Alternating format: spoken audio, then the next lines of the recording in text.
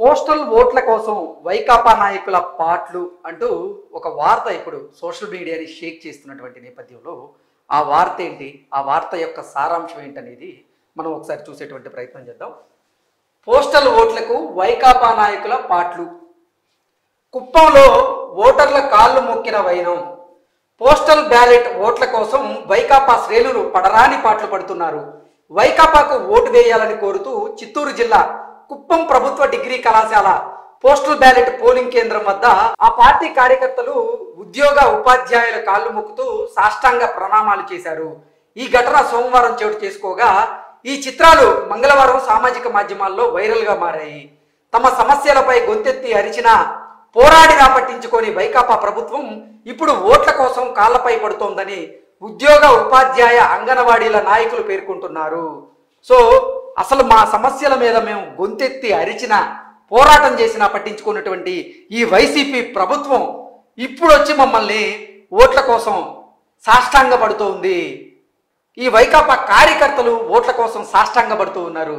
వారికి మేము ఎలా వేస్తామంటూ కూడా ఉద్యోగ ఉపాధ్యాయ అంగన్వాడీ నాయకులు పేర్కొంటున్నట్లుగా ఈ ఆర్టికల్ సారాంశంగా మనం చూడొచ్చు. ఈ నేపథ్యంలో ఈ అంశం మీద మనతో చర్చించేందుకు మాట్లాడేందుకు ప్రముఖ సీనియర్ జర్నలిస్ట్ దుర్గా వడ్లమాని గారు మనతో ఉన్నారు. మేడంతో మాట్లాడదాం. దుర్గా గారు, చూసారుగా పోస్టల్ ఓట్ల కోసం వైకాపా నాయకుల పాటలు, ఏంటి దీని మీద మీ విశ్లేషణ? ఏమండి, అంతా అయిపోయాక ఇప్పుడు చేతులు కాలేక ఆకులు పట్టుకోవడం అంటే ఇదే. ఇంతకాలం వాళ్ళనేమో చీకొట్టారు.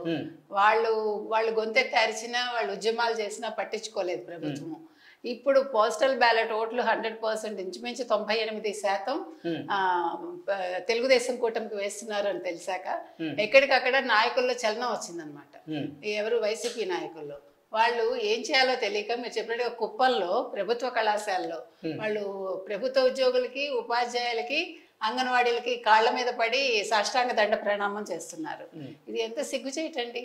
అంటే దండం పెట్టడం తప్పు కాదు, కానీ అవసరార్థం కాళ్ళ మీద పడి మమ్మల్ని ఆదుకోండి. ఒకవైపు ఇక్కడ ఒక కార్యకర్త అభ్యర్థన చేస్తూ ఉన్నాడు, ఇక్కడ కూడా దండాలు పెట్టి మొక్కుతూ ఉన్నారు. ఒక ఓటు కోసం నలుగురు ఎలా దండాలు పెట్టడం, కాళ్ళ మీద పడ్డం, ఇక్కడ వెనకాల కూడా ఇంకొక వ్యక్తి 5గురు. ఎంత సిగ్గుచేటండి ఇది. అంటే మన జగన్మోహన్ రెడ్డి గారు 175కి 175 మావే అని నిన్న కూడా చెప్తున్నాడు ఆయన. అలాంటి మనిషి ఇవి ఫస్ట్ చూడాలి ఆయన. ఇది ఎక్కడో కాదు, మళ్ళీ కుప్పంలో, అది కూడా తెలుగుదేశం మన చంద్రబాబు నాయుడు గారి నియోజకవర్గాల్లో ఈ రకంగా జరగడం అనేది తలకొట్టేసిన పని ఎవరికి, వైసీపీకి, ముఖ్యంగా జగన్మోహన్ రెడ్డికి. ముందు ఆయన ఇది చూడాలి. ఇక్కడే కాదండి, మీరు మొత్తం తీసుకుంటే వైసీపీ వాళ్ళందరూ కొంచెం వణుకుతున్నారు చెప్పాలంటే. పైకి బింకంగా ఉన్నారు కానీ వాళ్ళకి ఏం చేయాలో తెలియట్లా. పోస్టల్ వాలెట్ ఓట్లు అంటే ఆషామాషి కాదు ఈసారి. గతంలో అంటే పర్వాలేదు, పెద్ద కొద్దిగానే అనుకుని వదిలేశారు. ఈసారి అవి కూడా నిర్ణయాధికారం మీద బాగా వాటి ప్రభావం చూపిస్తాయి. ఇంకొక పక్క వీళ్ళ సోషల్ మాధ్యమాల్లో ఏంటంటే వీళ్ళకి అనుకూలంగా కొంతమందిని వీళ్ళు పోగేసుకున్నారు కదా, వాళ్ళని కొనేసుకున్నారు. ఒక ఆవిడ చెప్తుంది 40% పోస్టల్ బ్యాలెట్ ఓట్లు వైసీపీకి వచ్చేసాయట. 98% ప్రభుత్వ ఉద్యోగులే చెప్తున్నారు. మనం నిన్న చూసాం కదా, ఒక ప్రభుత్వ ఉద్యోగి ఓటు వేశాక అతను ఏ రకంగా ఎంజాయ్ చేశాడు ఆ పార్టీ చిహ్నాలు చెప్తూ అతను ఒక కవితలాగా పెట్టాడు. అది దాన్ని బట్టే అర్థమవుతోంది కదా వాళ్ళు ఎంత ఫ్యాన్ చేదరించుకుంటున్నారు. ఫ్యాన్ తీసుకెళ్లి కుప్పతొట్టు మీద పడేస్తామని చెప్తున్నారు. అదేమో తుప్పు పట్టేసింది, మేమేమో స్క్రాప్కి ఇచ్చేస్తామని కొంతమంది చెప్తున్నారు. ఎన్ని జోక్స్, ఎన్ని మీమ్స్ వస్తున్నాయంటేనండి ఫ్యాన్ మీద. ఈ స్టేజ్ లో కూడా వాళ్ళు ఇంకా మేము గెలుస్తాము అని అనుకుంటే అది వాళ్ళ తెలివి తక్కువతనం చెప్పాలంటే. ఇప్పుడు ఒక కుప్పంలోనే కాదు, ఇంకా చాలా చోట్ల మీరు చెప్పినట్టుగా చిలకలూరుపేటలో జరిగింది, కాకినాడలో జరిగింది. అక్కడ వాళ్ళ అభ్యర్థులు వెళ్లి బతిమాలుకుంటున్నారు, మాకు ఓటు వేయండి మహాప్రభు అని. మరి ఇప్పుడు జగన్మోహన్ రెడ్డి ప్రభుత్వం ఆ రోజు ఏం చేసింది? 2019 నుంచి ఇంతవరకు వాళ్ళకి ఫస్ట్ తారీఖు ఎప్పుడైనా జీతాలు వేసిందా? వాళ్ళకి కావాల్సినవన్నీ ఇచ్చారా? వాళ్ళు పిఆర్సీ ఇచ్చారా? ఫిట్నెస్ ఇచ్చారా? ఫిట్మెంట్ ఇచ్చారా? ఏది ఇవ్వలేదు కదా. వాళ్ళు ఈ రోజు మాట్లాడుతున్నారు. అంటే ఇప్పుడు ఏ మొహం పెట్టుకుని వాళ్ళు ఎలాగ అసలు అడుగుతారండి? అది సిగ్గుపడాల్సిన విషయం. అది అసలు అయినా ఒకటండి, మనకి ప్రజాస్వామ్యంలో కాళ్ళ మీద పడ్డాలి ఇవి కాదండి. మీరు పని చేస్తే వాళ్లే వచ్చి మీ కాళ్ళకి మొక్క ఓటేస్తారు. నిజంగా చెప్తున్నా, మీరు సిన్సియర్గా ఉండి మీరు పని చేశారనుకోండి, వచ్చే అభ్యర్థి లేకపోతే ఉపాధ్యాయుడైనా కావచ్చు, నాయన నువ్వు చాలా బాగా చేసావని నీకు గౌరవం ఇస్తాడు ఆయన. అది తెచ్చుకోవాలి తప్ప నువ్వు కాళ్ళ మీద పడితే నీకు ఓటు రాదు. ఇప్పటికే రాష్ట్ర వ్యాప్తంగా ఉన్నటువంటి ఈ పోస్టల్ బ్యాలెట్ ఓట్లు ఏవైతే ఉన్నాయో అవే అసలు ఆంధ్రప్రదేశ్లో ఎవరు గెలుస్తారనేది నిర్ణయించేశాయి.